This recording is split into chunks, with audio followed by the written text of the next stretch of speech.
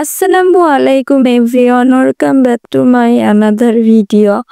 অনেকদিন পর একটা ডেইলি ব্লগ নিয়ে চলে আসলাম।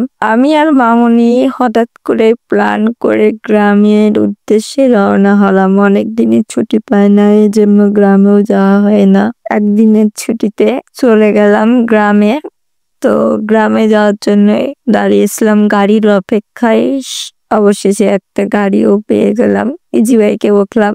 ধোপাখাটা নতুন ব্রিজ পার হয়ে টার্মিনালের উদ্দেশ্যে যাচ্ছি। তো আমাদের আচ্ছন্না ফাউন্ডেশন, কেন জানি না আমার এই মাদ্রাসাটা খুবই ভালো লাগে। যখনই যাই একভাবে তাকিয়ে থাকি। টার্মিনাল পার হয়ে র্যাব ব্যাটালিয়ন পার হলাম।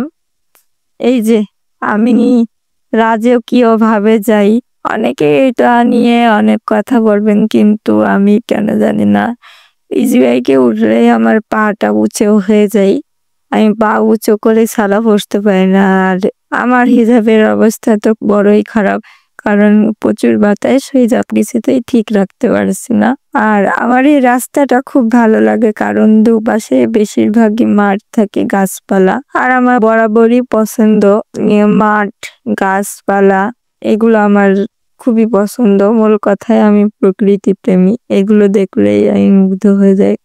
কথা বলতে বলতে আমি গ্রামের রাস্তায় চলে আসলাম। এবার আমি একটা ভ্যানে উঠেছি। ও আর এই রাস্তার কথা কি বলবো, দুই পাশে মাঠ আর মাঝখান দিয়ে রাস্তা, জাস্ট জোস লাগে আমার কাছে। এই রাস্তাটা আমার খুবই পছন্দের একটা রাস্তা। কে কে এই রাস্তায় এসেছেন বলতে পারেন। অনেকেই দেখি ঘুরতে গেলে এই রাস্তায় আসে। ফেসবুকে ছবি তুলে বুঝতে পারি যে হ্যাঁ, আমার গ্রামের রাস্তায় এসেছে। খুব ভালো লাগে।